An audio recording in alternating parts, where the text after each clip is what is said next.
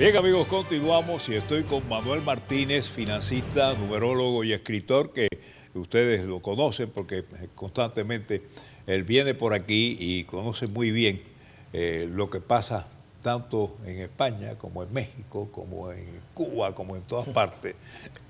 Y nuestro invitado, por su trabajo con la banca europea y latinoamericana, está muy al tanto de las relaciones entre Cuba y los países europeos, en especial los que integran la Unión Europea. ¿Cómo andamos, compadre? Muy bien, Tomás, ¿tú?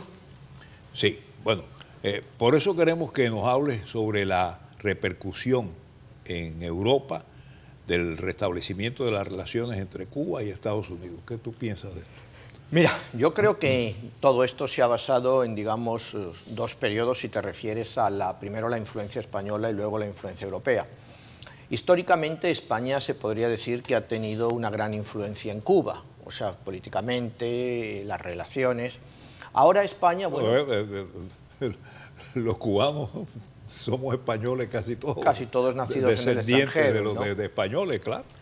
Pero últimamente, si tú te das cuenta, pues la influencia española ha perdido, o sea, la influencia española ha dejado mucho que desear, ¿no? Porque tenemos como dos periodos, digamos, la época, basándonos en los últimos 20 años, tenemos el periodo de Aznar, que fue un periodo que, bueno, sí, Aznar convenció a la Unión Europea para tener una política muy dura contra Cuba. Ahí empezó una política dura de la Unión Europea contra Cuba. Luego llegó el gobierno de Zapatero, que trató un poco de restabilizar unas relaciones más cordiales, pero ya España había perdido mucha importancia a nivel mundial cara a la diplomacia, ¿no? La opinión española, realmente, vamos a ser serios, cada vez es menos importante, ¿no? Ahora prima la política de la Unión Europea. Y si te das cuenta, pues en este nuevo establecimiento de relaciones internacionales, España no está llevando la voz cantante por la Unión Europea. Ha sido más bien Francia, que se está tratando de consolidar como un nuevo, digamos, punta de lanza de la Unión Europea, Alemania también, pero Hollande estuvo en Cuba hace muy poco, el primer ministro español todavía no ha ido, ¿no? Entonces, yo veo que la Unión Europea, cara a las relaciones con Cuba, pues va a estar ligada mucho a los países que en Europa tengan gobiernos socialistas, porque ten en cuenta que todas estas negociaciones van a ser con Raúl Castro.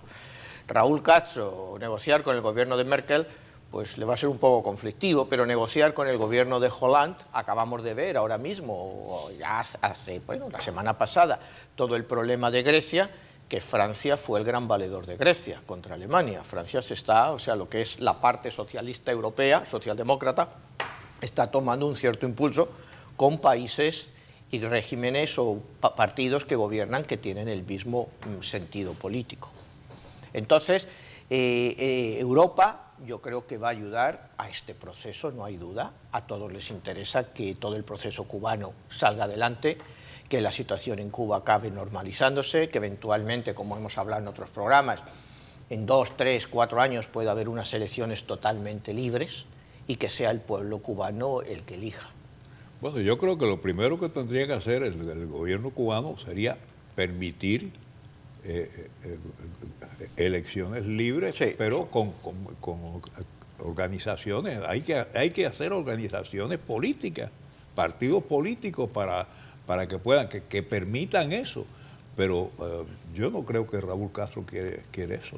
Tiene que venir eso, Tomás, porque, como hemos hablado otras veces, el cambio en Cuba tiene que venir de dentro. El cambio no va a venir. ¿Tú crees que tiene que venir de todas maneras? Es que tiene que venir de dentro, ¿no? Y si lo queremos comparar, ya que estamos hablando de España, con la transición española. El cambio en la transición española, el cambio fundamental, la transformación del franquismo en democracia vino desde dentro. Las propias Cortes españolas aprobaron las leyes para que ese cambio pudiera tener efecto. En Cuba va a pasar lo mismo, va a ser el propio sistema el que abra las puertas a estas elecciones. ¿Tú crees que lo que ayude precisamente es esto que está pasando ahora, sí, Cuba con Estados Unidos, no con relaciones que nadie se lo podía imaginar? Yo no me lo podía imaginar. Ha sido un paso muy rápido del presidente Obama, todo lo que ha hecho. Si ves el último 2 años que le queda ya, bueno, menos de año y medio le queda de mandato, él va a tratar de hacer todas las cosas que estaban pendientes, como has visto, bueno, el Obamacare lo empezó, el tratar de arreglar la ley de inmigración, que aunque no lo ha arreglado, bueno, pues ha metido una ley más o menos que beneficia a la mitad de los emigrantes ilegales. El siguiente paso pues ha sido, como ves, arreglar una relación de Cuba que lleva 50 y tantos años, que tampoco ya tiene ningún sentido. Y el próximo paso creo que Obama va a dar es la reforma del sistema penitenciario americano, pues que es una auténtica vergüenza, ¿no? Un país donde tenemos más de 2 millones de personas en la cárcel, tenemos prácticamente el 25% de toda la población carcelaria del mundo en este país, ¿no? Y es en muchos casos pues por simples penas de tráfico minoritario de drogas entre jóvenes que deberían de tener penas pues normales de 2, 3, 4, 5 años, pero no con esto que se ha ido haciendo en los 90 de 3 strikes and you are out, que meten a la gente pues a la tercera, le meten de por vida en la cárcel, ¿no? Entonces eso ha creado un sistema penitenciario en este país absolutamente inmanejable. Entonces yo creo que Obama, el siguiente paso antes de abandonar la Casa Blanca, va a ser la reforma de las prisiones.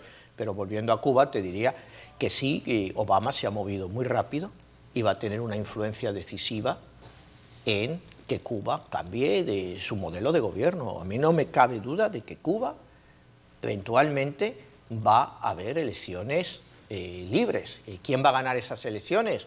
Me cuesta creer que sea alguien que viene fuera de Cuba. Tiene que ser un cubano que está dentro y que conoce el régimen. Claro. Y me vuelvo a lo mismo, a la experiencia española. Después de un régimen totalitario por muchos años, en España, bueno, ¿quién llegó? Adolfo Suárez, que era parte del propio movimiento franquista.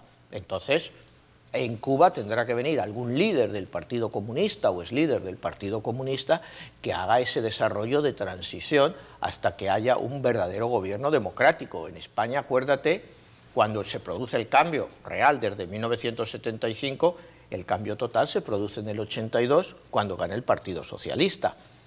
Si nos ponemos a extrapolar datos, podríamos decir que si en Cuba se empiezan a hacer reformas en el año 2016, hubiera elecciones en el 2017, es de esperar que partidos de oposición serios, que puedan transformar el régimen, pues puedan llegar en el año 2020-2021 al poder. Mientras tanto, va a ser muy difícil ver una Cuba diferente, pero sí se van a ver las transformaciones. ¿Te pasarías tú por Cuba? ¿Te pasarías por Cuba para visitar y conocer aquello? Claro, yo sí. ¿Lo vas a hacer? Yo sí. Si no he ido hasta ahora es porque tengo el pasaporte americano, entonces nunca he querido tener problemas. Podía haber ido con el pasaporte español, pero no merece la pena, o sea... Claro, claro. Bueno, sí. Pero puedes ir. Sí, yo en teoría podría ir, ¿no? Pero hasta que no sea legal, pues no me voy a acercar por Cuba. ¿Harías algún tipo de negocio dentro de Cuba, una inversión en Cuba?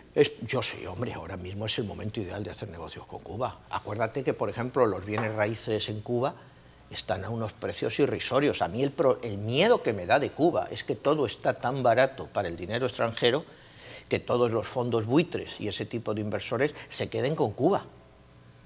Ese es el gran problema. Si ahora mismo empiezan a comprar baratísimo todo lo que hay en Cuba, porque Cuba todo está muy barato, no hay ni títulos de propiedad reales, las cosas son todas muy tenebrosas, o sea, no sabes realmente por dónde moverte, pero la gente tiene sus casas.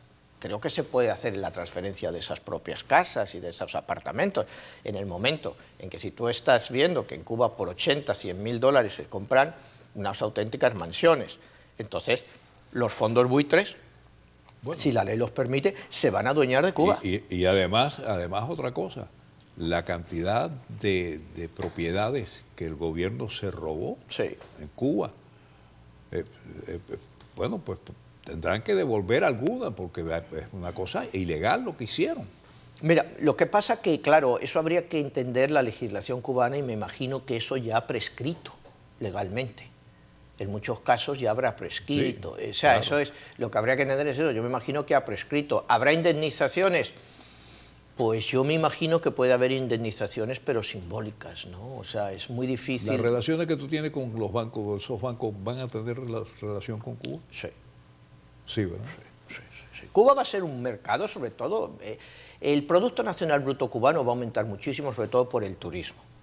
O sea, el turismo va a volver a Cuba, los norteamericanos van a querer ir a Cuba, Entonces, y los familiares que están viviendo aquí quieren ir a ver a la familia. claro, entonces el turismo va a ser la base, el motor de desarrollo de Cuba. A mí no me cabe duda de eso. Entonces, va a haber muchas oportunidades de hacer negocio en Cuba. ¿Cómo se desarrolla este negocio?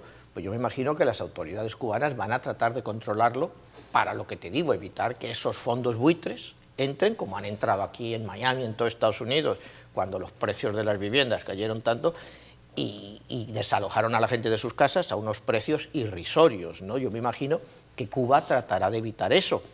¿Que lo pueden evitar o no?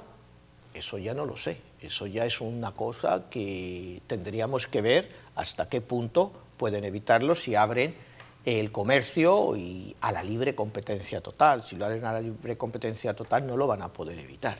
Entonces, lo que te va a generar es un problema para los cubanos porque se les va a encarecer muchísimo la vivienda a los que viven allí, ¿no? Gente que está acostumbrada a vivir, bueno, pues no sé, lo que ni pagan renta o que les cuesta $100 al mes una vivienda y de repente te entra un fondo. Y además las viviendas están destrozadas todas, los edificios se están cayendo, es una cosa increíble.